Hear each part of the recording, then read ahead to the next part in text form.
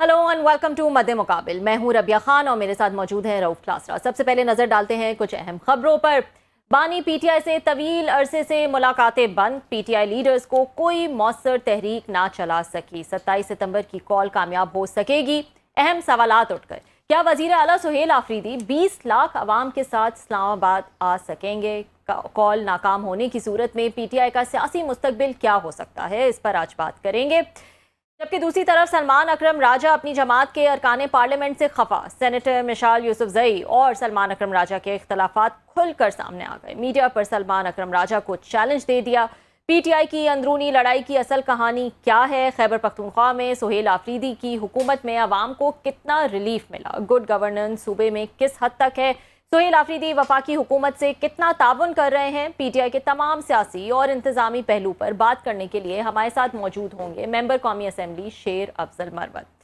इसके अलावा वजीर दाखिला मोहसिन नकवी के दो सबसे बड़े करीबी ब्यूरोक्रेट्स की बुरी कारकर्दगी का पब्लिक अकाउंट्स कमेटी में पोल खुल गया। डीजी पासपोर्ट मोहम्मद अली रंधावा और चेयरमैन सीडीए सुहेल अशरफ पर मेंबरान की सख्त तनकीद।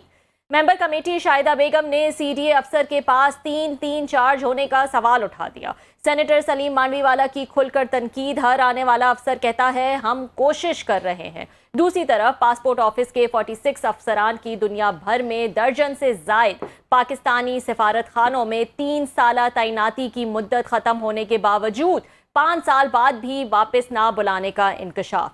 3 साल मुद्दत पूरी होने पर किस तरह ये लोग अपने ओहदों पर अभी भी फाइज हैं? मेंबरान कमेटी शदीद बरहम। पब्लिक अकाउंट्स कमेटी इजलास में बाबूस के लिए आज का दिन काफ़ी बुरा रहा। कमेटी के बड़े फोरम पर अफसरान सवालात के जवाबात ना दे सके। एक्सक्लूसिव तफसीलात आपके साथ शेयर करेंगे, लेकिन सबसे पहले हम बात कर लेते हैं मुल्क की सियासी सूरत हाल के हवाले से। और इस वक्त हम जानते हैं कि एक जो बड़ी अनाउंसमेंट आई है वो आई है पीटीआई की जानिब से, और एक अरसे बाद उन्होंने एक बड़ी तहरीक का ऐलान किया है 27 सितंबर से। लेकिन इस पर कई सवालात उठ गए हैं और उन सवालात के जवाबात हम कोशिश करेंगे कि जाने मेंबर कौमी असम्बली शेर अफजल मरवत साहब से, जो हमारे साथ मौजूद हैं। अस्सलाम वालेकुम मरवत साहब, बहुत शुक्रिया ज्वाइन करने के लिए। वालेकुम सलाम, शुक्रिया मदऊ करने के लिए। मरवत साहब बताइएगा, 27 सितंबर की डेट, आपने तो बड़ा करीब से जो है वो पीटीआई का इन एंड आउट हर चीज़ कैसे काम करते हैं, क्या स्ट्रैटेजी बनाते हैं, कैसे उसको जो है वो लाए अमल तैयार करके उसको प्रैक्टिकली जो है वो कैसे लेकर आगे चलना है, ये तमाम चीज़ें आपने देखी हैं और बहुत करीब से देखी हैं। आपको लगता है कि पार्टी में इस वक्त ये पोटेंशियल है under the leadership of Suhail Afridi के 27 सितंबर का एक बड़ा शो, एक बड़ी तहरीक लेकर आएँ और कुछ प्रेशर एटलीस्ट क्रिएट कर सकें? बहुत शुक्रिया मदऊ करने का। पाकिस्तान तहरीक इंसाफ जो हैं, जिस सियासत और जिस तरफ पे गामजन हैं, उससे एक बात बड़ी वाज़ेह है कि पार्टी तकरीबन 2 साल से जो हैं वो सेल्फ डिस्ट्रक्शन की तरफ माइल हैं और रवा दवा हैं। पाकिस्तान तहरीक इंसाफ का जो एहतजाजी कल्चर है, पहली दफ़ा पाकिस्तान में जब ये रिजीम चेंज हुआ 2022 में, तो इसके बाद फर्स्ट टाइम पाकिस्तान तहरीक इंसाफ जो है वो मुश्किलात का शिकार हुई। और यूँ कोई इसकी तारीख़ ऐसी नहीं थी जहाँ इसके अकाबरीन ने या लीडर ने कोई सख्तियाँ झेली हो या कोई इनकी ये तरबियत हो कि ऐसे हालात में क्या करना है। तो लिहाजा जब मामलात 9 मई के बाद मैंने संभाले, तो उस वक़्त मुझे एक चीज़ का एडवांटेज था, का फ़ायदा पार्टी को भी मिला और जिसकी वजह से हमें 2024 के नताइज में, इलेक्शन नताइज में बड़ा फ़ायदा हुआ। वो जो एलिमेंट था वो ये था कि पार्टी की सारी लीडरशिप जो है गायब थी। जब ये नहीं थे तो हमें आसानी ये होती थी कि जिधर जाना होता था वहाँ के ज़िलाई क़ियादत को इन्फॉर्म करते थे। न दरमियान में कोई कोर कमेटी होती थी, न पॉलिटिकल कमेटी होती थी, न कोई सेक्रेटरी जनरल होता था। बस आगे लोगों को पैगाम दिया, हम चल पड़ते थे। इस पूरे प्रोसेस में अगर किसी एक लीडर ने मेरा साथ दिए हैं, जिन्होंने कोऑर्डिनेशन की, लोगों को मोबिलाइज करने में या मेरे लिए प्रोग्राम रखने में, वो अली अमीन खान थे। इसके बाद जो हैं, जो ही 8 फरवरी के बाद लीडरशिप बाहर आती है तो अपने साथ ही इख्तलाफात भी ले आती है। हर चीज़ पे इख्तलाफ और हर रोज़ इख्तलाफ, हर मीटिंग में गालम गलोच, ये एक नया फिनोमेना था और ये बेसिकली पार्टी में कल्चर बना हुआ है। تو یوں اختلافات ایسے ہوتے تھے کہ میں آپ کو ایک مثال دوں. میں نے ایک دفعہ اسلام آباد میں جلسہ کرنا تھا تو خان کو یہ بتایا گیا کہ یہ ان جلسوں سے بڑا پاپولر ہو گیا ہے تو لہٰذا ان کی فرائض جو ہیں کہیں اور لگا دے. اچھا. تو انہوں نے مجھے بھیج دیا دیر. اچھا. کہ آپ دیر میں جلسہ کی قیادت کریں اور یہاں عمر ایوب خان اور بیسر غور صاحب جو ہیں ان کی ذمہ داری. تو وہ دونوں جو ہیں ان کو پتہ ہی نہیں تھا کہ جلوس ہم نے جلسہ کس طرح کرنا ہے. تو کوئی 20-25 لوگ آ گئے اور وہ پولیس آگے گئی اور ان کو واپس گھر بھیج دیا. جبکہ دیر کا وہ جلسہ جو تھا وہ پاکستان کا پھر سب سے بڑا جلسہ ہوا. ایک دفعہ لاہور میں نے جانا تھا تو لاہور جانے کے بجائے مجھے کہا گیا کہ آپ قصور چلے جائیں کیونکہ لاہور بڑا شہر تھا. تو یہ میں ویسی مثالیں دے رہا ہوں کہ ان چیزوں میں بھی بغض اور کینہ پروری. خان صاحب میں آپ کی بات کاٹ رہا ہوں، حالانکہ ربیہ نے بھی ایک دو سوالات اور کاٹنے میرے ذہن میں آگے کانٹ سٹاپ مائی سیلف.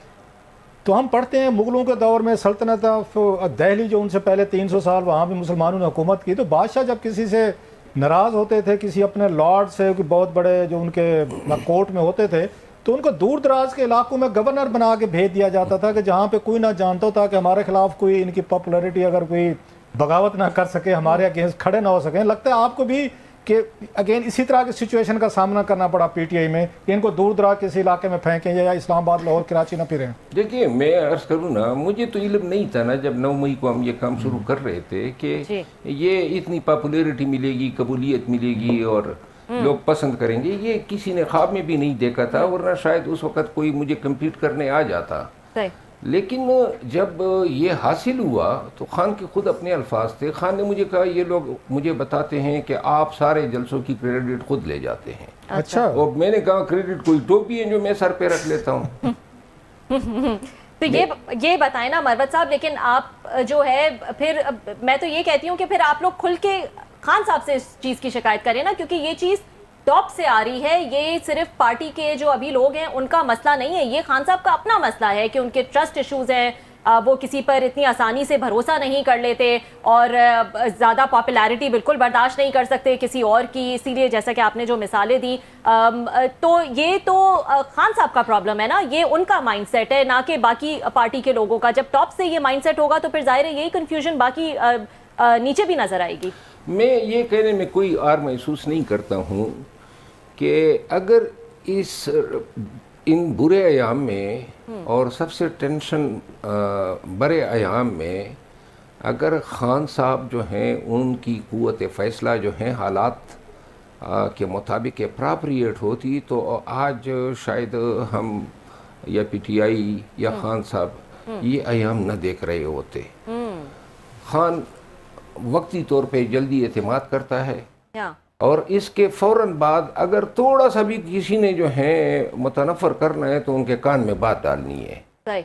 اور یہاں مطلب 90% جھوٹ بولا جاتا ہے، خبریں کنکاکٹ کی جاتی ہے اور یوں جو ہیں ہر ایک کا اپنا مقصد پورا کرنے کے لیے خان کے کانوں تک وہی بات پہنچاتا ہے. ورنہ میں آپ کو بتا دوں، ایک دن خان کے ساتھ جیل میں بات ہوئی تو یہ پنجاب اور کے پی میں جو گزشتہ وزرائے اعلیٰ تھے ان کے دور میں کرپشن پہ بات ہو رہی تھی. تو میں نے کھل کے باتیں کی تو خان جو ہیں وہ بڑی حیرت سے مجھے دیکھنے لگا. تو میں نے کہا خان صاحب آپ کو اس کا پتہ نہیں ہے؟ تو خان صاحب جو ہے نا یہ واقعی خان صاحب ہے. مطلب یہ نا کہ اگر خان صاحب یہ بلیف رکھیں کہ بزدار جو ہیں اس کا دور بڑا عالیشان تھا اور بڑا صاف شفاف تھا تو یہ سمجھ آ سکتا ہے کہ بزدار کے دیکھیے خان کے کانوں میں کیا بات ڈالنی ہے مجھے یہ طریقے کا پتہ نہیں تھا. لیکن پی ٹی آئی میں یہ چیز میں نے دیکھ لی کہ خان کے کانوں تک کون سی بات پہنچنی چاہیے کون سی نہیں پہنچنی چاہیے یہ میں نے پھر سیکھا.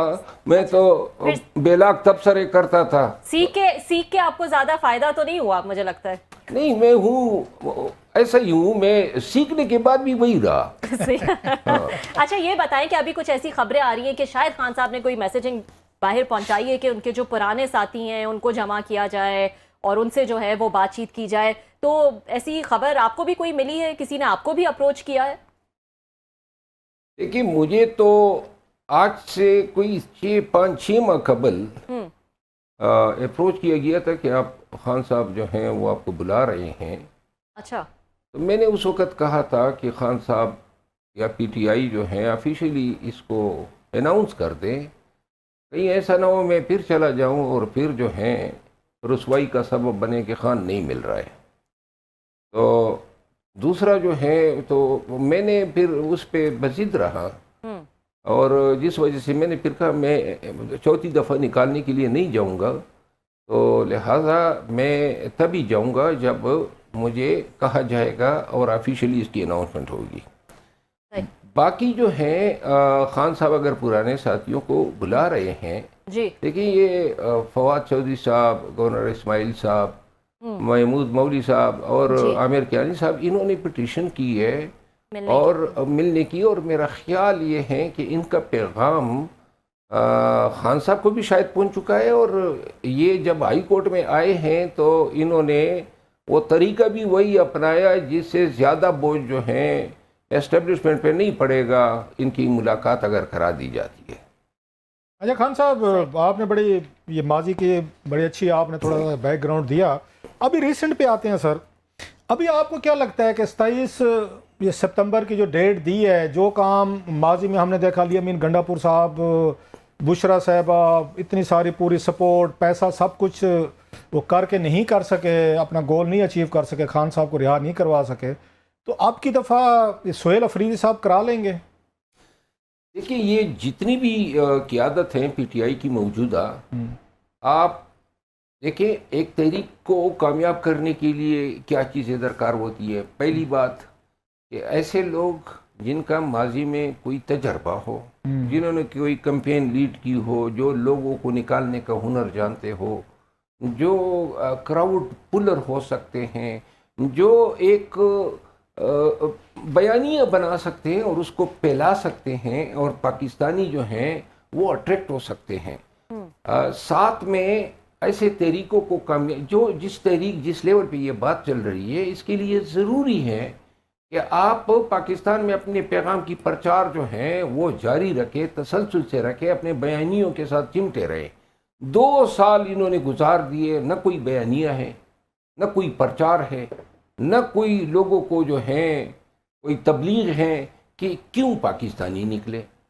ایک ہی بات کرتے ہیں. اور اب تو پہلے انہوں نے کہا تھا سہیل افریدی صاحب نے کہ خان کی رہائی, اب تو شاید انہوں نے یہ کہہ دیا کہ خان تک رسائی. ویسے آپ کو کیا لگتا ہے اس دفعہ خیبر پختونخوا سے کتنے لوگ لا سکیں گے؟ ماضی میں تو 8-10 ہزار کی ہمیں آتی رہی ہے اتنی, اس کے بعد اور بڑی مطلب انتہائی وہ چارج قسم کی اس وقت آپ کو یا سلوگن تھے کہ انہوں نے کہا تھا گنڈا پور صاحب نے کہ جی ہم نے وصیتیں کر دی, ہمارے جنازے پڑھ لینا, کفن پہن کے جا رہے ہیں. بشرا صاحبہ نے کہا کہ جناب ہم لڑیں گے مریں گے, بغیر خان کو لیے نہیں جائیں گے. بہت بڑا چارج ایک انوائرمنٹ تھا. تو اب کی دفعہ آپ کو لگتا ہے کہ کوئی زیادہ لوگ آئیں گے وہاں سے خیبر پختونخوا سے؟ آپ خود وہیں سے ہیں, پال سمجھتے ہیں, یا پہلے کی نسبت کم ہوں گے؟ دیکھیں 24-26 نومبر کے واقعات میں ایک بہت بڑا نقصان یہ ہوا ہے کہ جو لوگوں کا احتجاج کا حق تھا وہ بڑا ڈیمیج ہوا ہے. اب احتجاج کے لیے کوئی بھی نکلے گا تو پبلک ٹرانسپورٹ اس کو نہیں ملے گی, کیونکہ انہوں نے 24-26 نومبر میں جتنی بھی پبلک ٹرانسپورٹ آئی تھی سب توڑ ڈالی یا پھر وہ غائب ہو گئی ہے. دوسری بات یہ ہے پشاور ہائی کورٹ نے وہ فیصلہ بھی دے دیا کہ جی کوئی سرکاری وسائل کا استعمال بھی نہیں ہوگا. پہلے تو ٹیئر گیس بھی ساتھ میں ہوتے تھے, ماسک بھی ہوتے تھے, اور یہ پولیس بھی ساتھ میں گارڈز ہوتی تھی. اس کے علاوہ یہ میونسپل کمیٹی کی گاڑیاں اور پانی کی گاڑیاں, یہ سارے سرکاری وسائل ہوتے تھے. اس میں مطلب ہے خود اپنی آنکھوں سے دیکھے ہیں. اب جو مارچ ہوگا, میں اس حوالے سے بڑا کلیئر ہوں کہ 27 ستمبر کو کوئی مارچ ہونا ہی نہیں ہے. اچھا, کیونکہ مارچ جو ہے یہ ریٹوریکلی انہوں نے کہہ دیا کہ جناب انہوں نے 2 شرائط رکھ دی, اگر آپ نے وہ تقریر سنی ہو, کہ جی ایک تو خان تک رسائی دیں اور دوسرے ان کے کیسز انصاف کے مطابق ہو. تو خان کو رسائی مل جائے گی ان کو, تو لہٰذا کہہ دیں گے کہ جی وہ مطالبے ہمارے پورے ہو گئے ہیں. اچھا, اس کی ایک اور وجہ بھی تھی. ہمارے ساتھ پرسوں رات جنید اکبر خان صاحب تھے ہمارے ساتھ, ہم نے سوال ان سے بھی کیا کہ علیمہ خان صاحبہ کہہ رہی تھیں کہ انہوں نے دیکھیں جی 27 کی ڈیٹ دے دی, 1.5-2 مہینے بعد کی ڈیٹ دی, وہ خوش نہیں تھیں. تو انہوں نے کہا جناب کہ ہم کیا کریں, ہمارے پاس تو پیسے نہیں ہیں. انہوں نے بلکہ علی امین گنڈا پور صاحب کا کہا کہ جناب کہ گنڈا پور صاحب جو ہیں وہ پہلے جیب سے پیسے لگاتے تھے, وہ خرچ کرتے تھے اور فنڈز آتے تھے, تو کہتے ہیں اب تو پیسے نہیں تھے, ہم نے اکٹھے کرنے ہیں صاحب, ذرا اتنا بڑا کراؤڈ لے کے آنا ہے, ان کا آپ نے چائے پانی ناشتہ کھانا پینا چائے سگریٹ سب کچھ چلتا ہے سارا.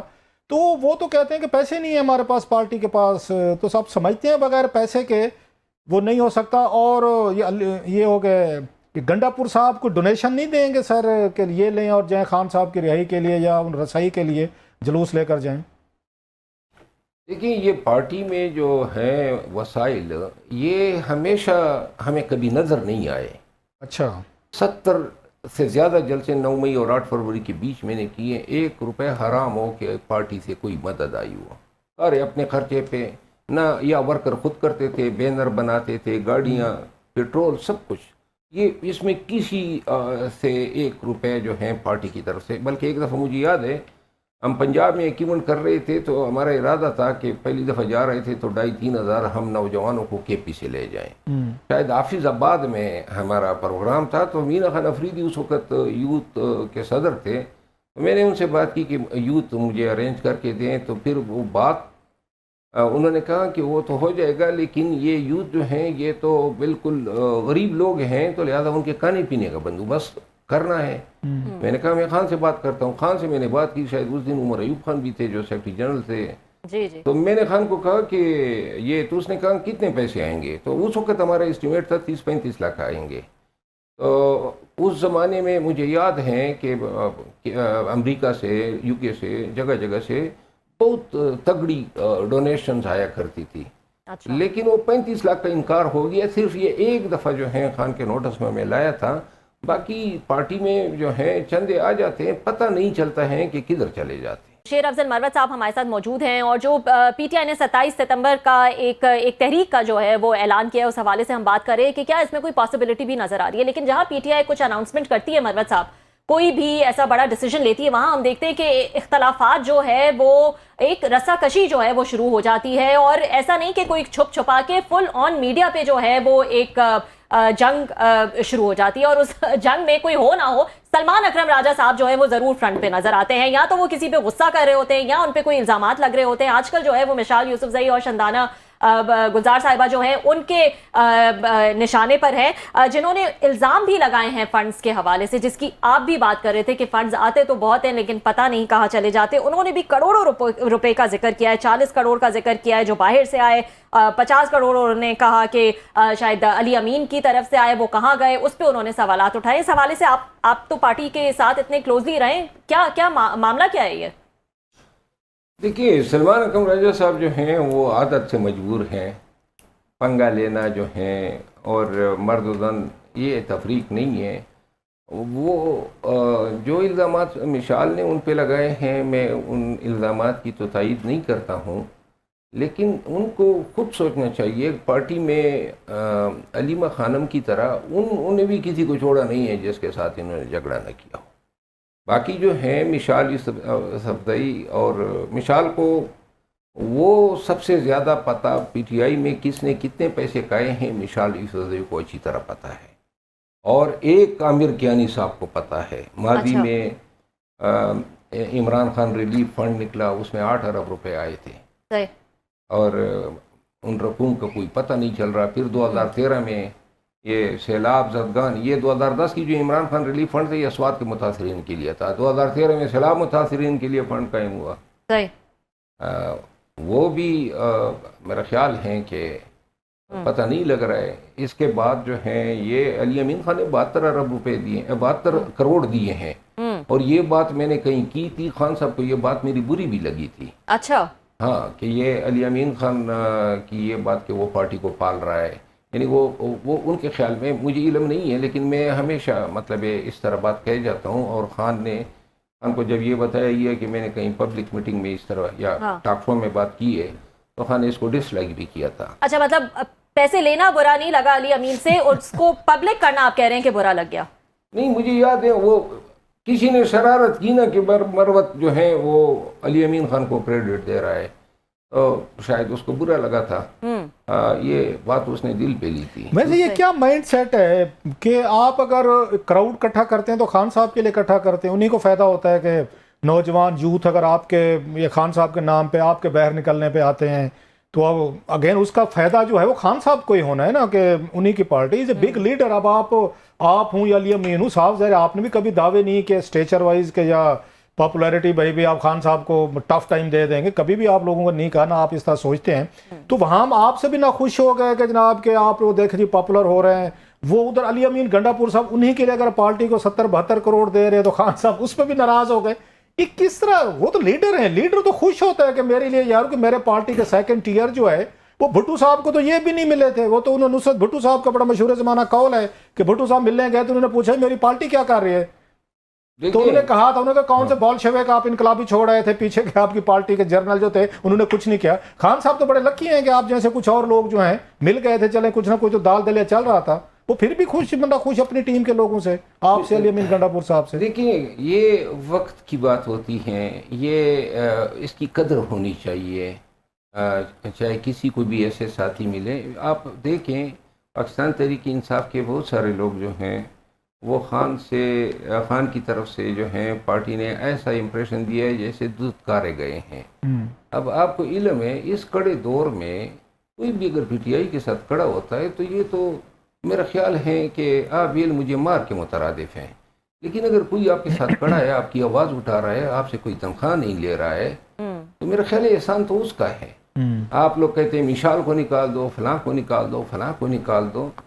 غلط فہمی ہے ان کو کہ پی ٹی آئی میں کوئی سرخاب کے پر لگے ہوئے ہیں, اگر کوئی پی ٹی آئی میں نہیں رہتا ہے تو جناب وہ کوئی انسان ہی نہیں رہتا ہے. اس سوچ سے بالکل اچھا یہ مجھے کل ہم نے دیکھا سر جو مشائل کا اور ان کا سلمان اکرم راجہ صاحب کا ایک کاؤنٹر آرگومنٹ یا میچ پڑا, بڑا سخت تھا.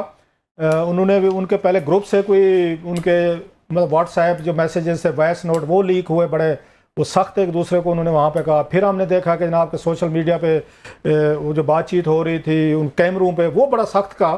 اور ان مشائل نے تو یہاں تک کہہ دیا, انہوں نے کہا جناب کہ اگر آپ کو کہا ہے کہ سیک کرو تو مجھے کر کے دکھائیں. شی واز ویری کانفیڈنٹ, ایک پارٹی کا سیکرٹری جنرل ہیں, ان کو وہ اتنے ڈیفینس میں انہوں نے کہا ہے.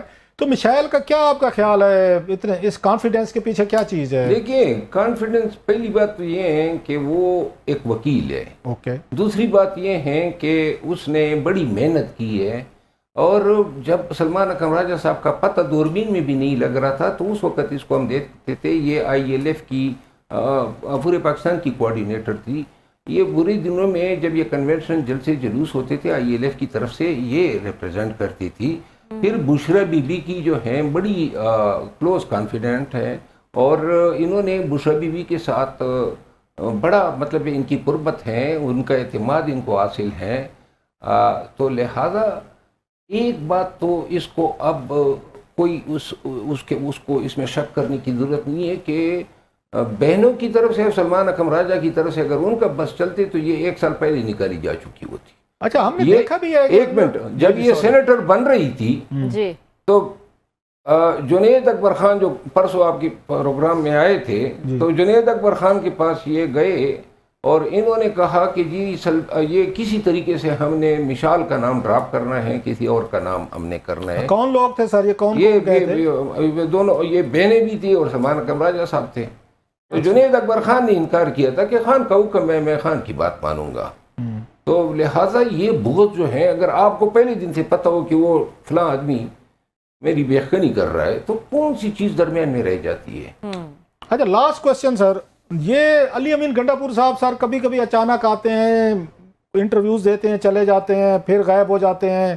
آج کل کہاں پہ آپ کے ساتھ رابطے میں ہوں گے, آپ کی بڑی اچھی دوستی ہے, کیا کر رہے ہیں سر, کیا مصروفیات ہیں ان کی سر؟ آج کل تو اپنے حلقے میں ہیں. ویسے آپ کی بات درست ہے, ان پہ انٹرویوز کے دورے پڑتے ہیں کیونکہ गुमशुदा रहते हैं, अचानक फिर आ जाते हैं, फिर ऐसे तवातुर से दे जाते हमारा हैं। भी करवा दें जनाब, हमारा आज तक नहीं हुआ कोई एक जनाब अली में बिल्कुल वो जो ही इस्लामाबाद आते हैं मैं आगाह करूंगा और वो आपको आपका उनके साथ में इंटरव्यू नहीं, हमारा आज तक कभी नहीं हुआ। चले डन हो गया सर। ये आपकी सिफारिश से हो सकता है सर, कि हो थोड़ा गया। सा उनका दिल पसीज जाए सर। इंशाल्लाह हो जाएगा। बहुत शुक्रिया शुक्रिया। Brother, thank you very much, thank you. एक और अहम इजलास जो है वो आज कवर कर लेते हैं। पब्लिक अकाउंट्स कमेटी का इजलास हुआ जिसमें कई इंकशाफात किए गए और इस हवाले से ब्यूरोक्रेट्स की बुरी कारकर्दगी पर जो है उस पर कई सवालात उठाए गए, खास करके डीजी पासपोर्ट मोहम्मद अली रंधावा और चेयरमैन सीडीए सुहेल अशरफ जो है वो जो मेंबरान हैं उनकी जद में थे, उन पे कई सवालात उठे। इस हवाले से क्लासा साहब से ही डिटेल्स जानेंगे क्योंकि वो वहाँ पर मौजूद थे।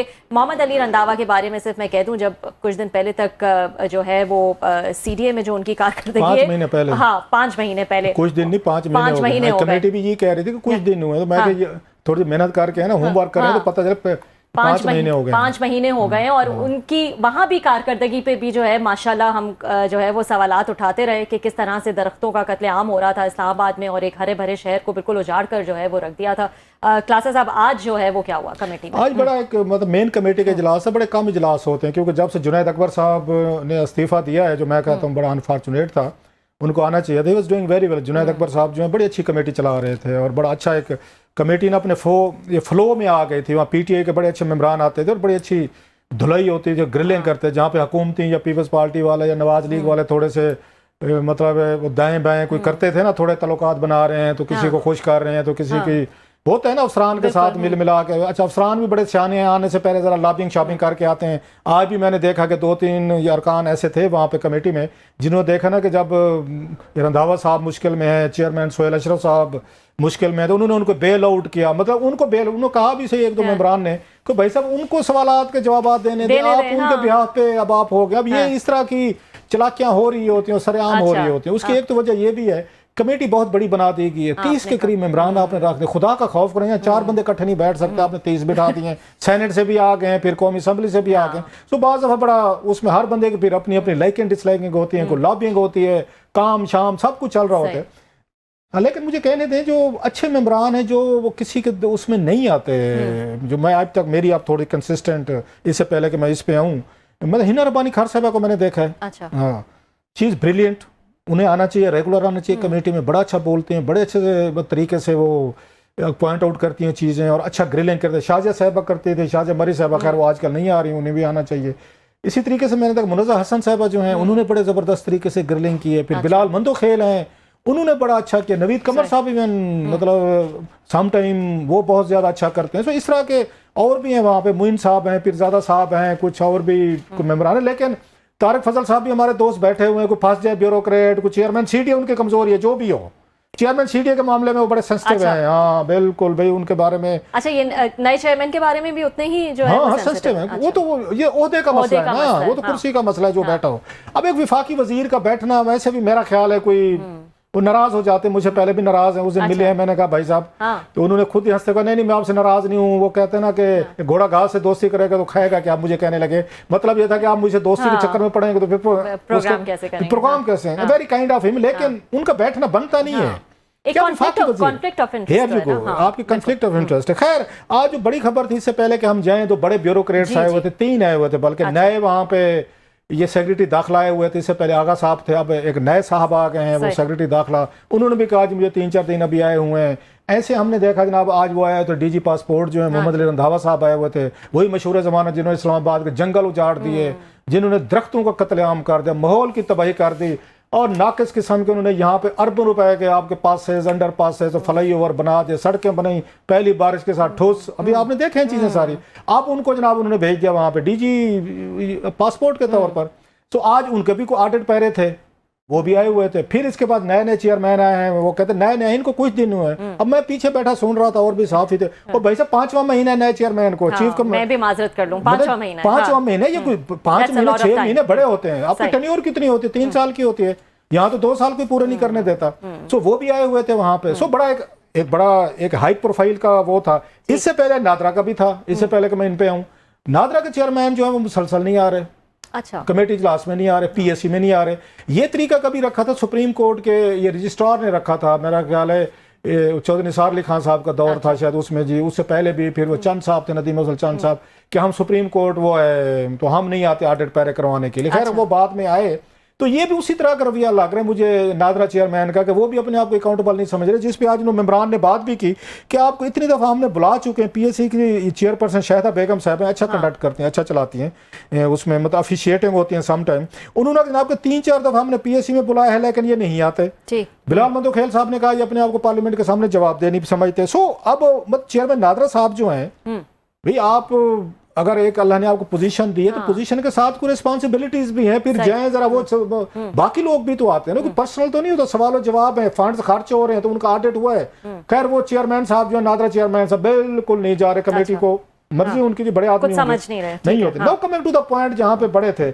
आज एक तो बड़ा ये हुआ वहां पर कि सीडीए के से पहले उस पे जाए ये पासपोर्ट पे, कि हर पाकिस्तान के जो बैर काउंसलेट हैं, फॉरेन ऑफिसेज हैं, वहाँ पे पासपोर्ट से रिलेटेड भी बहुत सारे आपके अफसरान भेजे जाते हैं जो पासपोर्ट बनाते हैं लोगों के, पाकिस्तान से बाहर हैं। नादरा के अलहदा होते हैं, इंफॉर्मेशन मिनिस्ट्री के अलहदा होते हैं। तो वहाँ पे असिस्टेंट डायरेक्टर से लेके डाटा एंट्री आपके ऑपरेटर्स होते हैं, फिर डिप्टी असिस्टेंट होते हैं, फिर अब ये मोस्टली आपके मतलब एक वहाँ पे डायरेक्टर होता है, आपका असिस्टेंट डायरेक्टर होता है, फिर डाटा एंट्री या ऑपरेटर जो है ना ये बहुत ज़्यादा होते हैं। और ये दुनिया भर में Frankfurt, Madrid, Hong Kong, New York, Washington, जहाँ जहाँ पे पाकिस्तान के काउंसलेट हैं, टोक्यो, तेहरान, फिर स्टॉकहोम, हेग, लंदन, मिलान, नेम एनी कंट्री, मस्कत, दोहा, कुवैत, रियाद, जद्दा, दुबई, हर जगह पे होते हैं क्योंकि पासपोर्ट जहाँ पाकिस्तानी ज़्यादा हैं। इनकी होती है 3 साल के लिए, इनको अपॉइंट किया जाता है। इनको 5-5 साल हो गए, वापस नहीं है। अच्छा, मतलब इनका टेन्योर खत्म हो गया है। पॉलिसी ये थी कि टेन्योर 3 साल का होगा और ये वापस आएंगे और एक्सटेंड नहीं होंगे। उन्होंने खुद ही बगैर किसी से इजाजत लिए, बगैर किसी से अप्रूवल लिए, जो कैबिनेट से लेनी चाहिए थी क्योंकि पॉलिसी कैबिनेट अप्रूव की थी 3 साल की, उन्होंने खुद ही यहाँ पे इंटीरियर मिनिस्ट्री ने बैल के या डीजी ऑफिस ने बैठ के खुद ही कर दी है। अच्छा, तो इस पे उन्होंने कहा भाई साहब ये क्या कर रहे हैं आप मतलब उन्होंने अब ये उनसे रंधावा साहब से जवाब ना दिए जाए। रंधावा साहब की एक ही कोशिश होती है, सीडीए चेयरमैन थे तो भी जीते, हमें टाइम दे दे, हमें टाइम दे दे, उनको एक ही लफ्ज आता है। अच्छा, ब्यूरोक्रेट की वर्थ और औकात और कबलियत का पता चलता है पब्लिक अकाउंट्स कमेटी में। मेरा ये कहना है, पिछले 25 साल से मैं कवर कर रहा हूँ, आपको पता चलता है किस क्लास का ब्यूरोक्रेट है। तो रंधावा साहब badly failed as a chairman के तौर पर आते हैं। मैं किसी उसमें नहीं कह रहा, बाकियों से पूछ लीजिएगा, सारे मेंबरान ने कहा भी है और खासा ग्रिलिंग की है मेंबरान ने, खासा उन्होंने उनको झाड़ा है उनको कि जनाब आप जो बातें मतलब है ये आपको खुद करनी चाहिए थी, हम आपको बता रहे हैं। अच्छा, वो बार बार कहें कि हमें कमेटी डायरेक्शन दो, भाई कानून ला आपने अमल करना, कमेटी कहेगी तो करेंगे, अदरवाइज हम नहीं करेंगे। सो उन पे अच्छी खासी ग्रिलिंग हुई, लंबी उन पे तनकीद हुई और अच्छी खासी सुनने के बाद वो गए हैं। फिर टाइम दे दें जी, 6 महीने दे दें, साल दे दें, मतलब टालने वाला काम, लुक बिजी डू नथिंग। फिर बारी लग गई जनाब आपके चेयरमैन सीडीए की, वो जो सोहेल अशरफ साहब हैं, उस पे भी बहुत सारी साहब तनकीद हुई, वो भी यही वाला काम, साथ टाइम दे दें, देखते पता ये चला एक अफसर को 4 चार्जेस दिए हुए, किसी के पास 3 है, किसी के पास 4 है, किसी के पास 2 हैं। तो उस पे उन्होंने बड़ा अच्छा कमेंट किया, शाहिदा बेगम साहिबा ने जो उसको वो कर रही थी, वहाँ के जिनको हम कह रहे हैं कि चार्जेस जो हैं एक कर दें ताकि वो काम करें, वो तो खुद 2 लेके बैठे हैं, चेयरमैन भी हैं सीडीए और चीफ कमिश्नर भी हैं। ये वो अफसरान हैं जो के डार्लिंग हैं मोहसिन नकवी साहब के। अच्छा। जिन्होंने पिछले दिन वजीर आज़म साहब पे तनकीद किया कि भाई साहब आप 18 घंटे काम करें तो भी आपकी स्पीड में भी काम नहीं आती, मुल्क तबाह है, निज़ाम तबाह है। हाँ। तो ऐसे ही मरियम साहबा पे की। हाँ। अपने जो लाडले बड़े पावरफुल ब्यूरोक्रेट लेकर आए, किसी दिन मोहसिन नकवी साहब मेरे साथ चले। अच्छा, वो कमेटी शमेटी को कुछ नहीं समझते, जाते नहीं है, पार्लियामेंट नहीं वो नजर आते, ख्वाजा आसिफ ने भी कहा था। किसी दिन जब इनके दोनों लाडले और बड़े बड़े ब्यूरोक्रेट्स जब पीएससी में है, जैसे आज गए थे रंधावा साहब और सोहेल अफजल साहब, उनको वहां पे आना चाहिए था। और ये ना भूलिएगा कि मोहसिन नकवी साहब ने कहा था रंधावा साहब जब चले गए थे कि जनाब सीडीए में जो रेट है ना काम कराने का 10 लाख रुपए है। तो ये खुद कहा है, तकरीर है, 100 अरब डॉलर। यस, रेट बताया था उन्होंने, उनकी तो क्लिप है, उनका तो एड्रेस है, 100 अरब डॉलर के उन्होंने कहा था। वो भी हुई है, मनी लॉन्ड्रिंग भी हुई है, सीडीए का काम 10 करोड़ नहीं सॉरी ये 10 लाख रुपए में होता है। तो किसी दिन मेरे साथ चलें, जिस दिन उनके लाडले ब्यूरोक्रेट्स की पीएससी में होना, मिनते तरले रोना धोना, आप उनको दिखाएंगे कि निजाम क्यों तबाह है। अपना निजाम तो ठीक है, आप लेकर डेपुटेशन की बात लंबी बात है, फिर करेंगे। डेपुटेशन ने माफिया कहा गया कि जनाब ये माफिया बन चुका है। लेकिन 2-3 मेंबरान ने फिर चेयरमैन सीडीए को रेस्क्यू किया। अच्छा, किया रेस्क्यू, लेकिन मैं नाम नहीं बता रहा क्योंकि मुझे फिर आने नहीं देंगे। अच्छा। बस ऐसे समझे 2-3 मेंबरान दिल के अच्छे लोग हैं, उद्दे भाई की तरह उनको रहम आ जाता है बंदों पे। आप नाम ना लीजिएगा, आपकी एंट्री बंद हो जाएगी। मुझे नहीं आने फिर देगा। कौन हमारे लिए ये जो खबरें ये लेकर आएगा? इतना बहादुर भी मैं नहीं हूँ, मुझे कोई शौक भी नहीं है भाई, नहीं मैं नहीं करता। ठीक है नाज़रीन।